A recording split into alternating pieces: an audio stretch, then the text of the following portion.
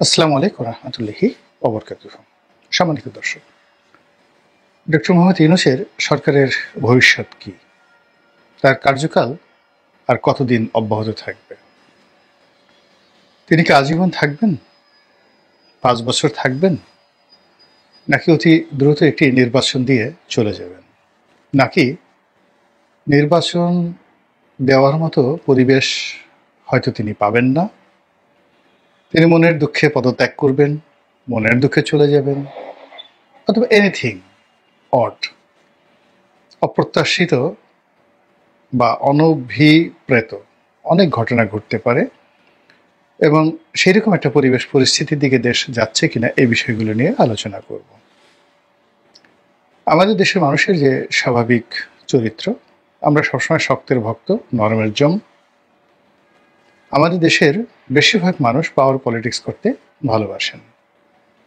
ক্ষমতার মসনদে যদি 1 মাসের একটি অবোধ শিশুকে বসিয়ে দেওয়া হয়, তবু আমাদের দেশের জনগণ সেই শিশুকে সেলুট করবে, সম্মান করবে। তো তারই ধারাবাহিকতায় ডক্টর মোহাম্মদ ইউনূস যখন ক্ষমতায় বসলেন, তখন তো আমাদের এই যে এজাহারে তাজাল্লুল, কারোর কাছে নত হওয়ার, অবনত হওয়ার এবং নিজেকে ছোট ভাববার কিংবা ছোট করার যে প্রবৃত্তি রয়েছে, আবার কন্ট্রাস্ট মানে ঠিক উল্টো দিকে যেটা রয়েছে, সেটি হলো অল অন এ সার্টেন, কোনো রকম কারণ ছাড়াই নিজেকে খুব বড় ভাবা, নিজেকে সব কিছুর ঊর্ধ্বে ভাবা এবং আমি সব কিছু পারি, আমার কাছে অলৌকিক ক্ষমতা রয়েছে, দেবত্ব রয়েছে, এরকম হঠাৎ করে কিছু মানুষের লম্ফ এবং ঝম্প আমাদের এই দেশে শুরু হয়ে যায়। তো এই যে শেখ হাসিনার পতনের পর একটি অদ্ভুত এবং একটি নতুন পরিবেশ পরিস্থিতি আমাদের রাজনীতি, আমাদের অর্থনীতি, আমাদের জীবন, আমাদের জীবিকা, আমাদের সমাজ ব্যবস্থা সব জায়গাতে রীতিমতো ছায়া ফেলেছে। ছায়া বললেও ভুল হবে, অপছায়া ফেলেছে। ফলে সবকিছু টালমাটাল, কোনো কিছুরই ধারাবাহিকতা কিন্তু এই সময়টিতে নেই। ফলে কি হলো, রাতারাতি ডক্টর মোহাম্মদ ইউনূসের একটি সমর্থক গোষ্ঠী দাঁড়িয়ে গেল এবং একেবারে অপ্রত্যাশিত সমর্থক গোষ্ঠী। আমাদের দেশের যে সকল ইসলামী বক্তা, যে সকল ইসলামিক নেতা, তাদের একটা বিরাট অংশ ডক্টর মোহাম্মদ ইউনূসকে ঘৃণা করতেন। বিরাট অংশ বলে ভুল হবে, বলতে গেলে সবাই। তাকে তারা সুদখোর বলে গালিগালাজ করতেন এবং এই গালিগালাজ করে তারা শান্তি পেতেন। আর আরেকটি অংশ ছিল এই আলেমুল আমাদের মধ্যেই, যারা শেখ হাসিনাপন্থী, তারা গত 15 বছর ধরে এই মানুষটিকে পৃথিবীর সবচেয়ে একটা নিকৃষ্ট প্রাণী রূপে প্রমাণ করার জন্য যত রকম বিশ্রী এবং কুশ্রী গালাগাল দেওয়ার দরকার তারা সবই দিয়েছেন। কিন্তু অবাক করার ব্যাপার হলো যে ডক্টর মোহাম্মদ ইউনূস ক্ষমতা লাভের পরে হাতে গোনা 2-4 জন ইসলামী বক্তা অথবা তৌহিদি জনতার খুব অল্প একটি অংশ তাদের যে অতীতের কথাবার্তা সেগুলো তারা স্মরণ রেখেছেন। অনেকে চুপচাপ থেকেছেন বা রয়েছেন, বা অনেকে হালকাভাবে ডক্টর মোহাম্মদ ইউনূসকে একেবারে মোলায়েম স্বরে তাকে স্মরণ করিয়ে দেওয়ার চেষ্টা করছেন যে তিনি আসলে এইরকমই। কিন্তু বাকি যারা খুব উগ্র ছিলেন, ভীষণ রকম উগ্র ছিলেন, সে সকল লোক তাকে কেউ অলি আল্লাহ, তাকে কেউ এ যুগের সবচেয়ে বড় অবতার বা মুজাদ্দেদ অথবা আল্লাহর সবচেয়ে একটা বড় নেয়ামত, এইভাবে ওয়াজ করে, নসিহত করে, বক্তব্য দিয়ে মানুষের মধ্যে একটা সম্ভ্রম পয়দা করার চেষ্টা করছেন, যা কিনা বুমেরাং হয়ে যাচ্ছে। যারা এই সকল কথাবার্তা বলছে তাদের গ্রহণযোগ্যতা কমে যাচ্ছে, জনপ্রিয়তা কমে যাচ্ছে এবং ওয়াজের ময়দানে তাদের যে গ্রহণযোগ্যতা ছিল এবং তাদের যে একটা ভ্যালু ছিল, ফেস ভ্যালু ছিল, এটাও কিন্তু মারাত্মকভাবে কমে যাচ্ছে। এইগুলো একটা গ্রুপ। দ্বিতীয় আরেকটি গ্রুপ হলো যে এখানে কিংস পার্টি গঠন হচ্ছে। পাকিস্তান জমানাতে আইয়ুব খানের আমলে যেভাবে বাংলাদেশে একটার পর একটা শিল্প কলকারখানা গঠিত হতো, বলতে গেলে প্রতিদিন 2টো করে ভারী শিল্প 10 বছরে প্রতিদিন 2টো করে ভারী শিল্প এই পূর্ব বাংলায় 1958 থেকে 68 পর্যন্ত এই 10 বছরে এই প্রতিদিন 2টো করে গড়ে ভারী শিল্প স্থাপিত হতো বলে বিভিন্ন লোক বলার চেষ্টা করেছেন। অর্থাৎ তখন শিল্প কলকারখানা ব্যবসা বাণিজ্য উন্নয়নের রীতিমতো জোয়ার বয়ে গিয়েছিল এবং 1968 সনে তিনি উন্নয়ন দশক পালন করেছিলেন তার ক্ষমতার সেই 10 বছর পূর্তি উপলক্ষে। তো এখন সেই উন্নয়ন দশকের মতো করে এই জমানাতে কিংস পার্টি গঠন হচ্ছে প্রায় প্রতিদিনই, এবং অদ্ভুত অদ্ভুত সব মানুষ, অদ্ভুত অদ্ভুত সব নাম, অদ্ভুত তাদের কথাবার্তা এবং অদ্ভুত তাদের পোশাক এবং পরিচ্ছদ। এই মানুষের সঙ্গে ডক্টর মোহাম্মদ ইউনূসের কোনো যোগাযোগ আছে বা তার সরকারের বা গোয়েন্দা সংস্থার কোনো যোগাযোগ আছে, এই কথা ভাবতেই গা কেমন যেন একটা শিরশির শিরশির করে ওঠে। 3 নম্বরে যে জিনিসটি সেটি হলো সরকারের যে সকল কর্তা ব্যক্তি তারা ধৈর্য হারিয়ে ফেলেছেন, ভীষণ রকম ধৈর্য হারিয়ে ফেলেছেন। তাদের মুখ গম্ভীর হয়ে গেছে, গায়ের চামড়া অনেকের কালো হয়ে গেছে এবং তাদের কথাবার্তা এলোমেলো হয়ে গেছে। তো এরকম একটা পরিস্থিতি যখন তৈরি হচ্ছে, সেই পরিস্থিতিতে এই সরকারের 5 বছর কন্টিনিউ করা কিংবা এই সরকারের আজীবন ক্ষমতায় থাকা কিংবা কিছু না হোক 2 বছর 3 বছর থেকে একটা নির্বাচন দেওয়া, এটা বলতে গেলে দুরূহ একটা বিষয় হয়ে দাঁড়িয়েছে। এগুলো সব ভাবের কথা। আপনি যদি ভাবের কথা বাদ দিয়ে একেবারে রূঢ় বাস্তবতায় আসেন, সেই রূঢ় বাস্তবতা হলো যে আপনাকে আপনার লিমিট জানতে হবে এবং বুঝতে হবে। ব্যক্তি জীবনে এবং রাজনীতিতে যখন কেউ লিমিট ক্রস করে তখন আর সে সেখানে থাকতে পারে না।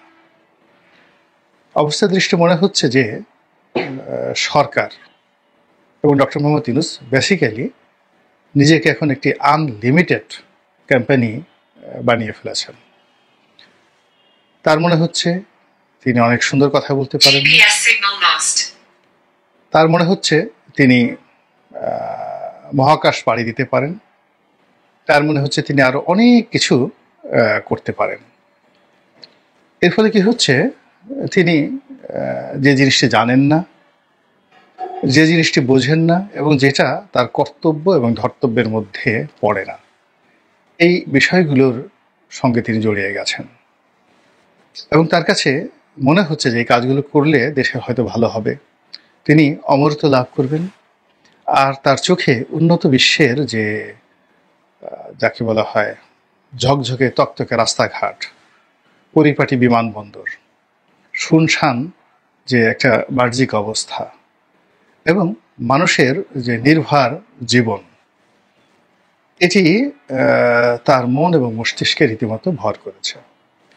ফলে খুব অল্প সময়ের মধ্যে তিনি এই বাংলাদেশকে সিঙ্গাপুর বানানোর জন্যে কিংবা নিদেন পক্ষে মালয়েশিয়া বানানোর জন্যে তিনি চেষ্টা করেছেন বা চেষ্টা চালিয়ে যাচ্ছেন বা পরিকল্পনা করছেন। এটা অনেক ইতিবাচক অর্থে আমি এটা ধরলাম, কিন্তু এটা যে সম্ভব নয়।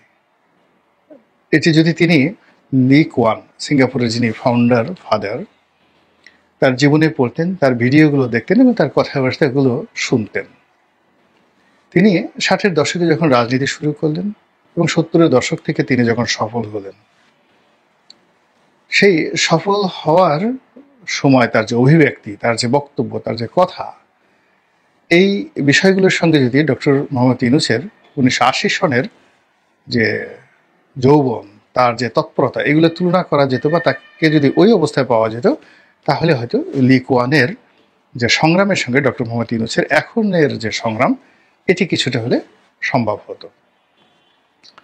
দ্বিতীয়ত, লি কুয়ানের যে আর্ত উপলব্ধি, তার যে বাস্তব অভিজ্ঞতা, এটি তিনি রাজনীতি থেকে অবসর নেওয়ার পরে যখন মিনিস্টার মেন্টর হিসাবে দায়িত্ব পালন করলেন, ওই সময়টাতে তিনি শুধু সবার সময়তে সেমিনার করতেন। ওই সময়ের বক্তব্যতে তিনি যেটি বলেছেন যে সিঙ্গাপুরের যে মডেলটি এখন রয়েছে এটি গুজরাটে হবে না। আবার একই কথা মিস্টার নরেন্দ্র মোদী বলেছেন যে তিনি গুজরাটের কিংবদন্তির উন্নয়ন সাধিত করেছিলেন, কিন্তু বৃহত্তর ভারতবর্ষে গুজরাট মডেল কোনো অবস্থাতেই বাস্তবায়ন সম্ভব নয়।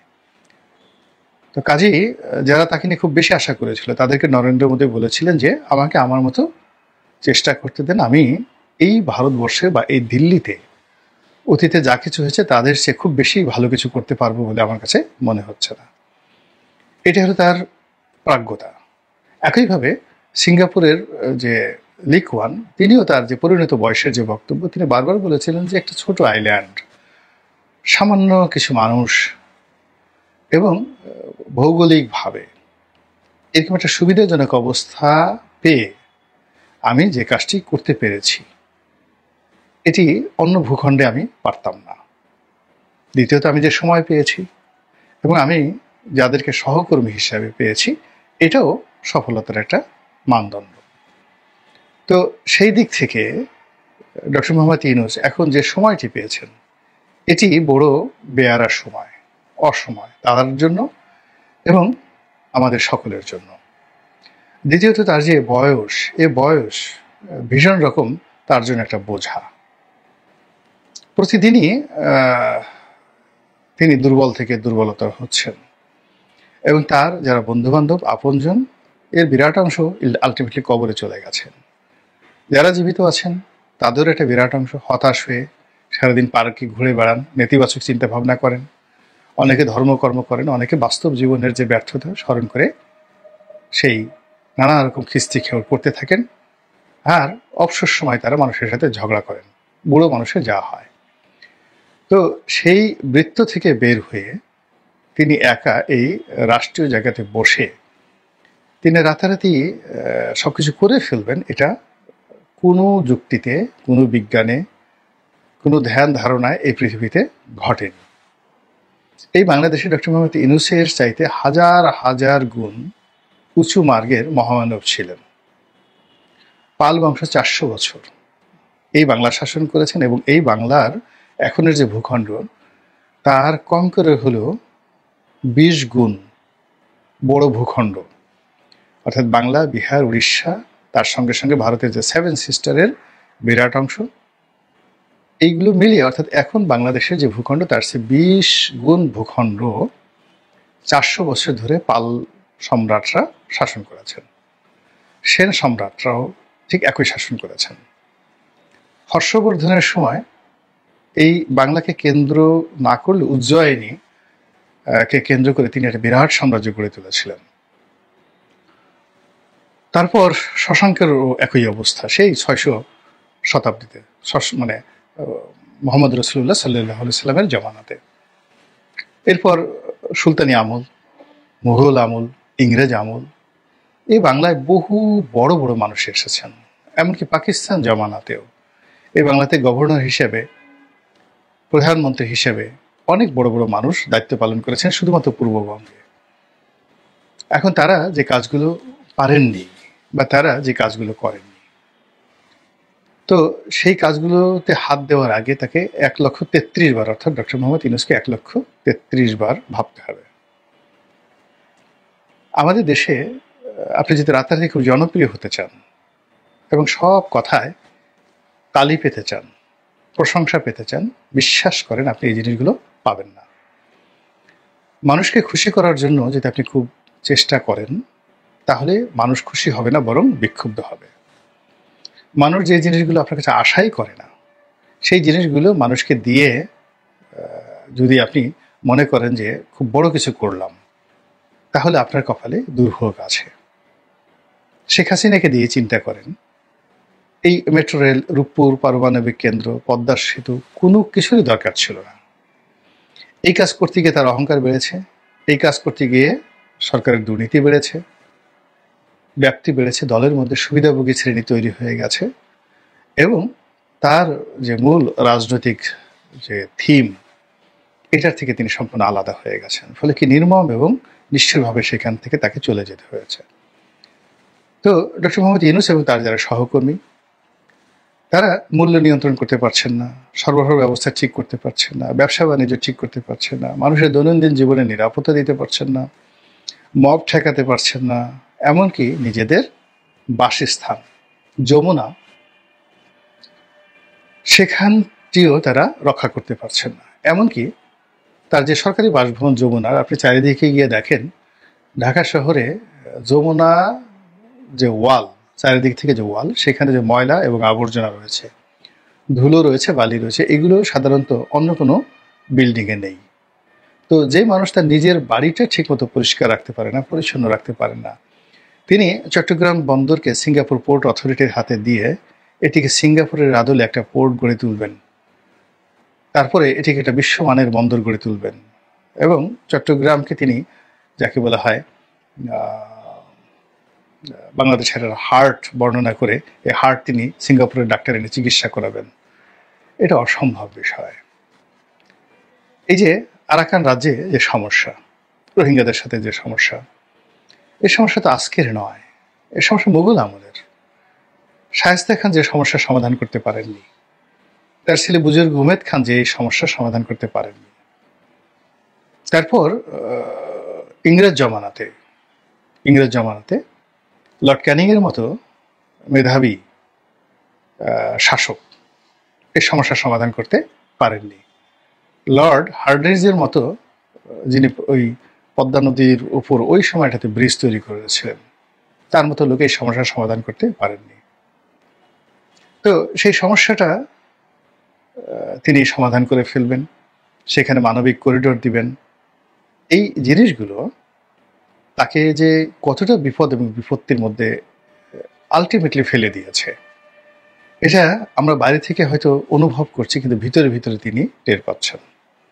তো এর ফলে আমার কিছু মনে হচ্ছে যে সরকারের যে দম, সেই দম মানে শক্তি, তাগত, এই জিনিসগুলো ক্রমশ ফুরিয়ে আসছে। এরপরে সরকারের যে প্রাণ শক্তি যেখান থেকে আসবে, অর্থনৈতিক ব্যবস্থা এবং আমলাতন্ত্রের যে কৌশল এবং আইনশৃঙ্খলা রক্ষাকারী বাহিনীর সহযোগিতা এবং সরকারের যে গোয়েন্দা বিভাগগুলো রয়েছে, সেই গোয়েন্দা বিভাগগুলোর একেবারে যাকে বলা হয় সহযোগিতা, এটি তিনি প্রথম দিন থেকে পাচ্ছেন না এবং এখন পর্যন্ত তার কোনো লক্ষ্য নেই পাওয়ার। অথচ এই জিনিসগুলো, অর্থাৎ গোয়েন্দা রিপোর্ট ছাড়া, গোয়েন্দা বাহিনীর সহযোগিতা ছাড়া এবং গোয়েন্দা কর্মকর্তাদের যাকে বলা হয় তার পক্ষে স্বতঃস্ফূর্ত যে পারফরমেন্স বলা হয়, সেই পারফরমেন্স কনফার্ম না করা পর্যন্ত তার পক্ষে আসলে তার যে দুরাশা, উচ্চাভিলাষ, এগুলো তো দূরের কথা, তার যে দৈনন্দিন কর্মকাণ্ড, এই দৈনন্দিন কর্মকাণ্ডই চালানো সম্ভব নয়। তো যাই হোক, তিনি বয়স্ক মানুষ, সম্মানিত প্রবীণ মানুষ, জীবনের অনেক অভিজ্ঞতা তার রয়েছে, অনেক সফলতা রয়েছে, তার মতো তিনি করবেন, তার মতো তিনি চলবেন। আমরা যারা বাইরে আছি, আমরা যা দেখছি, আমরা বলছি, যার ভালো লাগছে শুনছেন, আর যার ভালো লাগছে না তারা বিক্ষুব্ধ হচ্ছেন, শুনছেন না। এটাই গণতন্ত্র।